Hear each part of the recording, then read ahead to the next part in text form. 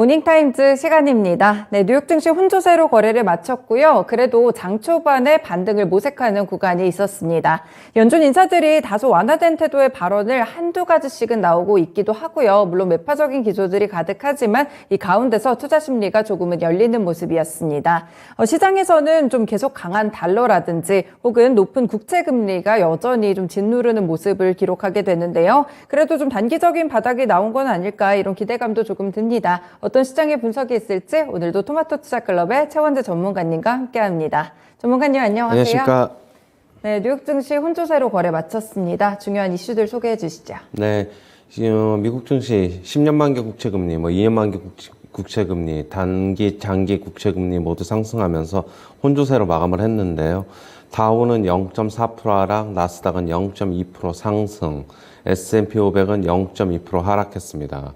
강세 종목을 보면은 마이크론 테크놀로지가 3.5% 상승했고요.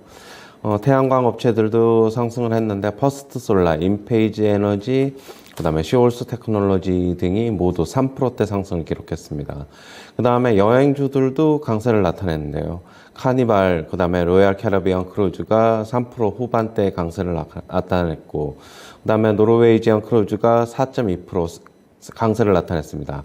그다음에 항공주들도 상승했는데요. 유나이티드 항공, 아메리칸 에어라인이 모두 3%대 상승했고요. 소프트웨어 섹터에서는 아스펜 테크놀로지가 5% 상승, 그다음에 UiPath가 5.4% 상승, 5.4% 상승했고요. 그다음에 자율주행, 라이더 관련 업체죠. 루미나 테크놀로지가 4.6% 상승했고, 전기차 충전 관련 기업인 차지포인트 홀딩스가 4.9% 상승, 역시 충전 관련 기업인 블링크 차징이 3.7% 상승했습니다. 그다음에 테슬라가 2.5% 상승했는데 3분기 사상 최대 출하가 전망된다는 소식에 강세를 나타냈습니다. 3분기의 출하량이 35만 대에서 37만 대로 지금 예상이 되고 있는데 1, 4분기의 사상 최고였던 31만 대를 크게 넘는 수치다라고 얘기를 하고 있습니다. 그다음에 9월 소비자 신뢰지수가 108로 집계가 됐는데요. 예상치를 상회했습니다. 예상치는 104.5였습니다. 5개월 만에 최고치였습니다. 탄탄한 노동시장과 유가 하락으로 소비심리가 회복된 것으로 보고 있습니다. 그다음에 연은총재들의 매파 발언은 계속되고 있는데요. 시카고 연은총재 같은 경우에는 기준금리를 4.5에서 4.75%까지 올릴 필요 있다라고 얘기를 하고 있고, 금리 올린 뒤에 꽤 오랜 시간 유지를 할 것이다라고 얘기하고 있습니다. 앞으로 인플레이션은 크게 좀 둔화할 수 있을 것이다라고 얘기를 하고 있는데요. 하지만은 연준이 금리를 너무 빨리, 너무 많이 올릴까 걱정된다 얘기를 하고 있습니다. 그다음에 세인트루이스 연은총재는 연준이 인플레이션 목표치를 조정한다는 나쁜 생각은 버려야 한다라고 얘기를 하고 있는데요. 인플레이션 목표치 조정은 지금 1970년, 80년대와 같은 시나리오를 되풀이할 것이다. 만약에 인플레이션 목표치를 조정을 하면은 연준의 신뢰가 깨질 것이다 라고 얘기를 하고 있습니다. 그다음에 캐시우드는 통화 긴축으로 경제 시장 충격이 계속될 것이다라고 얘기를 하고 있는데요. 미국은 이미 경기 침체에 들어섰다라고 얘기를 하고 있고, 그리고 인플레이션도 고점 지났다라고 얘기를 하고 있습니다. 이런 시점에서 연준의 대응은 과도하다라고 지금 비판을 하고 있습니다. 그다음에 모건 스탠리 측에서는 최근 달러 급등이 금융위기 전과 유사하다라고 얘기를 하고 있는데요. 최근 달러 움직임은 위험 자산이 견딜 수 없는 상황을 만들고 있다라고 얘기를 하고 있습니다. 네, 이렇게 또 중요한 인사들의 소식들과 더불어서 개별 종목까지 흐름들 몇 가지 짚어봤습니다. 일단 보면 혼조세로 기록한 부분들이 나스닥이 마지막에 살짝 좀 들어 올렸더라고요. 반발 매수세가 유입된 건가요? 전저점 부분에서 그냥 조금 일부 좀 매수세가 좀 들어온 것으로 보고 있어요. 예. 네, 그렇군요. 이번에 그래도 혼조세를 좀 기록한 점이 약간의 좀 바닥 신호라고 봐도 되나요? 어떻게 보세요? 바닥 신호라기보다는 네. 역시 단기 기간에 너무 좀 많이 빠졌으니까 기술적 반등이 좀 나올 수 있는 구간이다. 그렇게는 보고 있습니다. 네, 기술적인 반등으로 해석을 좀 주시네요. 일단 하나하나 좀 갖고 오신 이슈들을 체크를 해보면 9월에 소비자 신뢰 지수가 108을 기록했는데 그래도 예상치를 많이 상회를 했어요. 미국에서는 그렇죠. 또 소비가 중요하니까요. 네. 좀 어떻게 보세요, 소비에 대해서?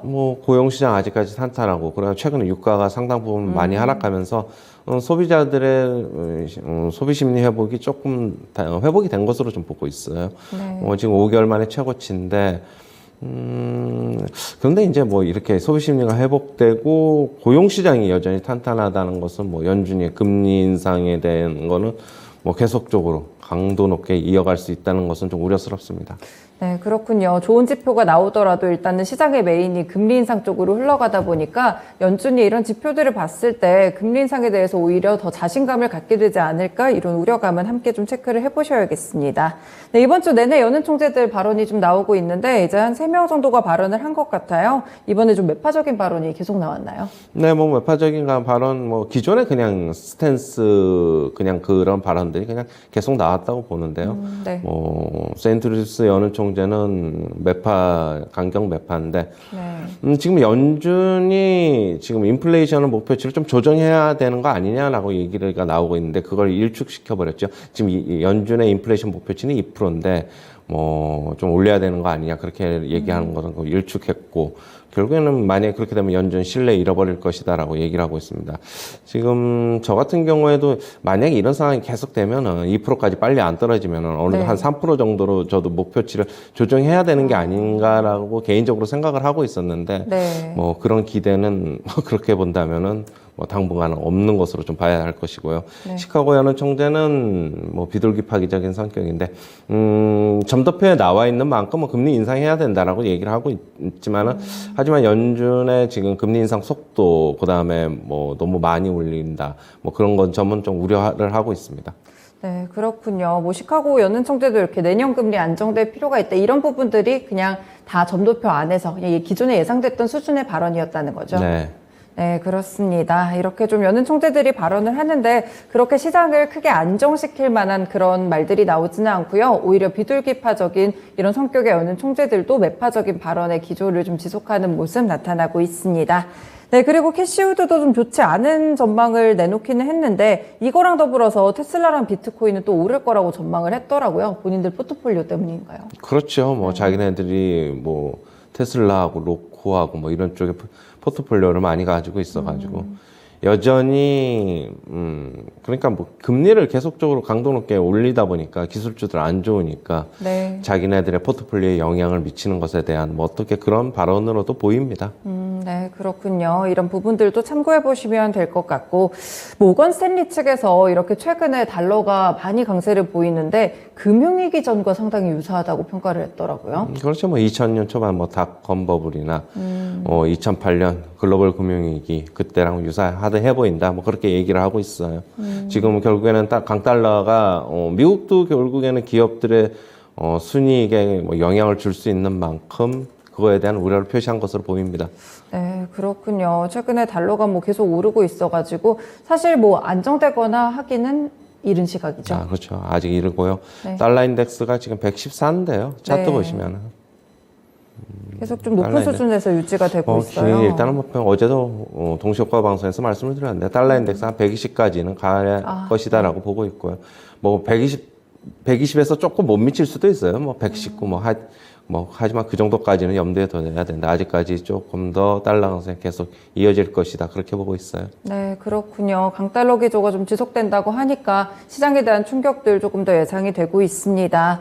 개별 종목에서는 사실 테슬라가 그래도 오늘 좀 괜찮게 올랐거든요. 네. 3분기에 뭐 사상 최대 출하 전망이 좀 예상이 된다고 하는데 네. 다음 달 1일에 3, 4분기 출하 통계가 나오잖아요. 근데 맞아요. 테슬라는 좀 공급망 부품이라든지 이쪽에 좀 타격이 덜한가 봐요. 그런가 봐요. 뭐 저도 네. 뭐 내부적인 거는 뭐 자세히 알 수는 없는데 네. 일단은 이게 그냥 월가 전문가들이 예측한 수치는 아니고요. 아, 네. 일단 테슬라 경영진이 직원들에게 내부 이메일을 보냈어요. 거기서 이제 3분기 자동차 출하 규모가 매우 클 것이다라고 그걸 이제 어떻게 다른 측에서 일렉트라라는 전기차 전문 매체지요. 네. 거기서 좀 입수를 해가지고 얘기를 하고, 그걸 이제 뭐 월가에 좀 뿌리고 그랬나 봐요. 그러다 보니까 월가에서는 그러면은 목표치를 이렇게 좀 될 것이다. 아니, 목표치가 아니라 출하량이 이렇게 될 것이다라고 얘기를 하고 있어요. 나름 신뢰도가 있는 그런 발언이어가지고. 그렇죠. 예. 네. 내부 메일이니까, 예.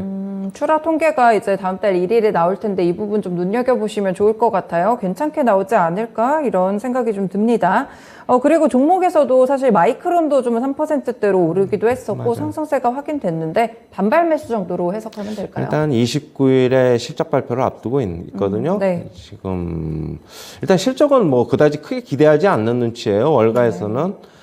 그러나 뭐 어느 정도 주가에는 선반영 돼 있다고 보면은 실적이 만약에 괜찮게 나와 어닝 서프라이즈 수준으로 나올 가능성은 없지만 네. 뭐 컨센서스에 부합하는 수준만 나와도 어느 정도는 뭐 주가는 좀 상승하지 않을까 그렇게 보고 있고, 만약에 컨센서스에 부합하는 수준 나오고 하더라도 뭐 뉴스에 팔자라는 하면서 또 하락할 수도 있으니까 아직 뭐 내일이죠. 내일 실적 발표 앞두고 있는데 뭐 그 전까지는 조금 상승하는 움직임이 나오는 게 아닌가 그렇게 보고 있어요.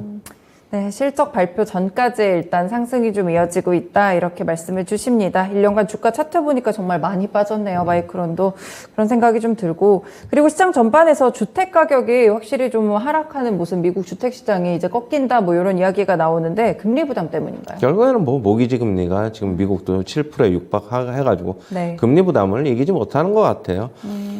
우리나라도 지금 뭐 담보대출 금리가 7%를 지금 넘어섰다는 네. 일부, 그러니까 차주별로 틀린데 뭐 최고 가상금리 받으면 그 정도 되는 것 같아요. 그래서 뭐 지금 우리나라랑 뭐 미국이랑 뭐 결국에는 뭐 전 세계 부동산 시장이 금리의 영향을 받고 있는 것으로 보고 있습니다. 네, 그렇군요. 주택 가격이 꺾이는 부분들도 결국 고금리 기조에서 이렇게 파생됐다는 이런 점까지 보시면 될 것 같습니다.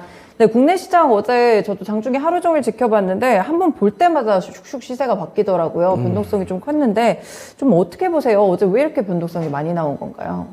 글쎄, 뭐 변동성이 많이 나오는, 왜 그렇게 많이 나온다는 거는 뭐 일단 시장의 기초 재력도 약하고 외국인들은 뭐 지속적으로 어제도 뭐 팔고 있고 뭐 그러다 보니까 뭐 국내 기관들만으로는 버티기가 좀 힘들죠. 네. 어제 뭐 개인들도 장 초반에 샀다가 소폭 순매도했고, 뭐 어제 장 2시 반 이후에 갑자기 급격하게 이제 반등을 했는데, 결국 오늘 미국 시장이 좀 오를 것이라는 뭐 그런 예상도 있었던 만큼, 올랐던 것으로 보고 있는데, 뭐 미국 시장 기대치에 못 미쳐가지고, 뭐 아침에는 뭐 동시효과 때는 뭐 하락으로 출발하면서 장중에 눈치를 좀 보지 않을까 그렇게 보고 있습니다.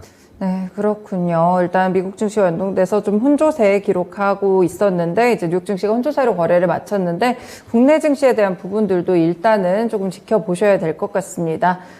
일단 어제 같은 경우에는 또 고점에서 많이 올랐던 종목들이 빠지는 모습도 계속 좀 나오고 있어가지고요. 여전히 좀 현금 챙겨가는 전략으로 가져가야 될까요? 맞습니다. 결국에는 오른 종목, 그러니까 지수가 빠질 때 버티고 올랐던 종목들은 나중에 빠져요. 나중에 네. 빠지니까 그거는 꼭 염두에 두시고, 네. 이런 약세장 같은 경우에는 만약에 지수가 많이 빠졌는데 내 종목은 많이 올랐거나 그래도 버티고 있어. 그러면은 일단은 매도를 취하는 것도 좋은 방법이다. 그렇게 보고 있습니다. 네, 이렇게 현금을 좀 조금씩 챙겨 가시면서 조금이라도 수익 나거나 손실을 메꾸는 종목들이 있다면 좀 최대한 보수적인 포트폴리오 운용 전략을 가져가시면 될 것 같습니다. 오늘 말씀 여기까지 듣겠습니다. 고맙습니다. 네, 감사합니다. 네, 뉴욕 증시는 일단 혼조세로 거래를 마쳤습니다. 연은 총재들의 발언은 여전히 매파적으로 흘러나오고 있고요. 여기에 달러 강세라든지 금리 인상 기조 여전히 시장을 좀 크게 누르게 되면서 투자 심리가 회복되기는 조금 쉽지 않아 보입니다. 국내 증시 역시나 마찬가지로 보이는데요. 지금 체력이 많이 약해진 상태이기 때문에 장중 변동성도 나오기도 하고 쉽사리 방향을 결정하지 못하고 있습니다. 이럴 때는 일단은 조금은 보수적인 전략을 취하시면서 이번 주도 대응해 보시면 될 것 같습니다. 지금까지 모닝타임즈 시간이었습니다.